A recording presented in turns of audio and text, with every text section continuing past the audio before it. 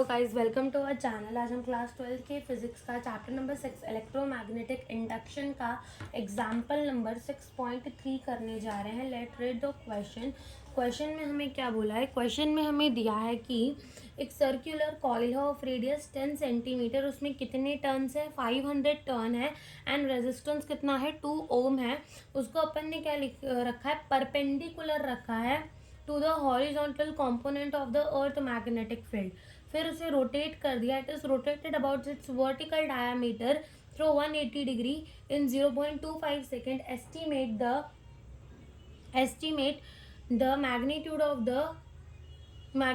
the EMF and current induced in the coil. Horizontal component of the earth magnetic field at a place is 3 into 10 की power -5 Tesla.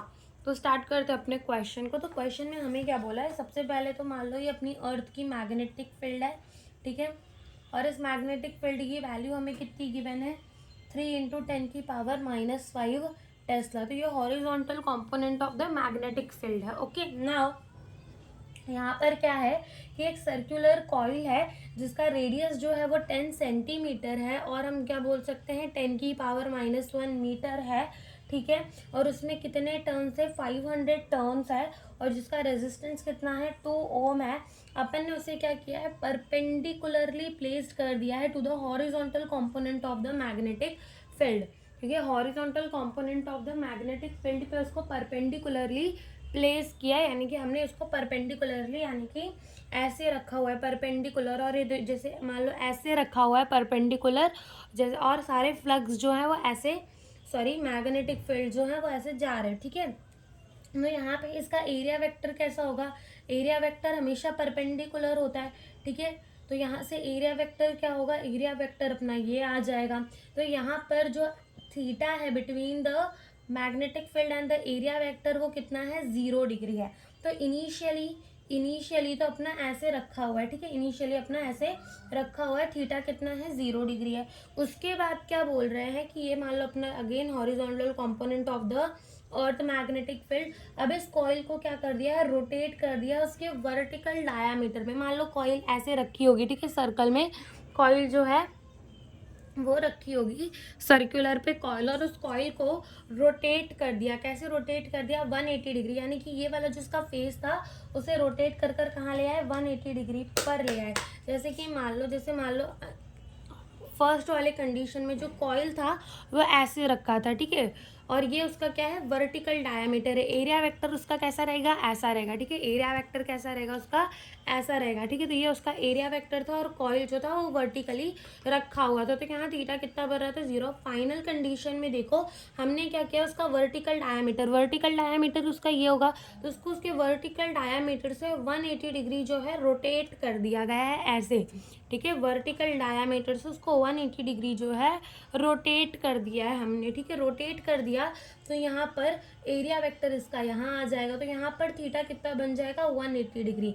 तो theta कितना होगा? 180 degree होगा, ठीक है। Now हमसे क्या पूछा है? हमसे पूछा है कि हमें ईएमएफ बताना है। तो अगेन हमें क्या फाइंड करना पड़ेगा? फ्लक्स इनिशियल वाले का।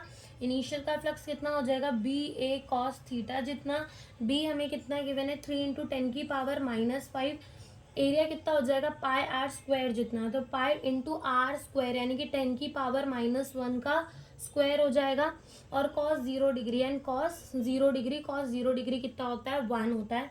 तो यहाँ से ये अपना हो जाएगा 3 into 10 की पावर -5 इंटू पाई इंटू 10 की पावर -2 हो जाएगा। यहाँ से मैं इसको ऐसे लिख सकती हूँ 3 पाई इंटू 10 की पावर -7, ठीक है।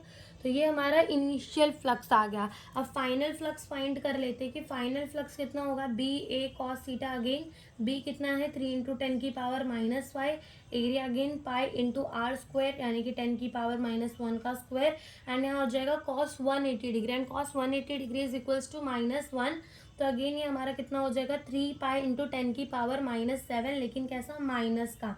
तो ये हो गया अपना फ्लक्स फाइनल, ठीक है। अपन से पूछा क्या है? अपन से पूछा है इंड्यूस ईएमएफ। तो इधर आते हैं, यहाँ पर देखो इंड्यूस ईएमएफ कितना हो जाएगा? इंड्यूस ईएमएफ हो जाएगा अपना flux final minus flux initial upon में टाइम कितना लगा। ठीक है, तो फ्लक्स फाइनल हमारा कितना निकाला था हमने, -3 पाई इंटू 10⁻⁻7 और flux initial is 3 pi into 10⁻⁻7 divided by time कितना लग रहा है। टाइम हमें क्वेश्चन में गिवन है 0.25 सेकेंड गिवन है। तो यहाँ से जो EMF हो जाएगा वो कितना हो जाएगा 6 pi into 10⁻⁻7 because minus minus plus हो जाएगा डिवाइडेड बाय 0.25।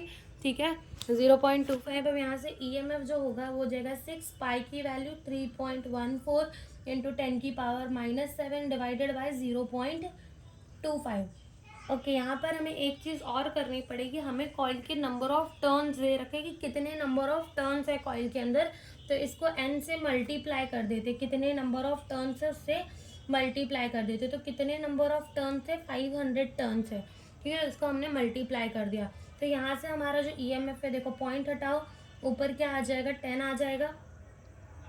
ओके, ऊपर आ जाएगा 10। नाउ यहाँ से जो अपना वरना यस ये 10 आ जाएगा एंड एक और 0,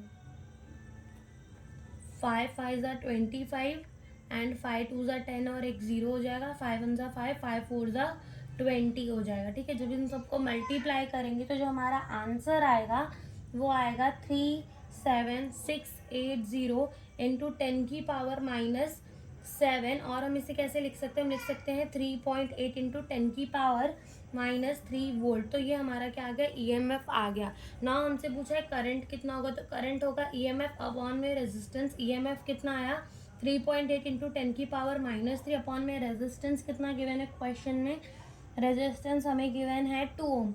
ठीक है, और इसको डिवाइड करेंगे तो जो हमारा आंसर है वो आएगा 1.9 इंटू 10⁻³ एम्पियर।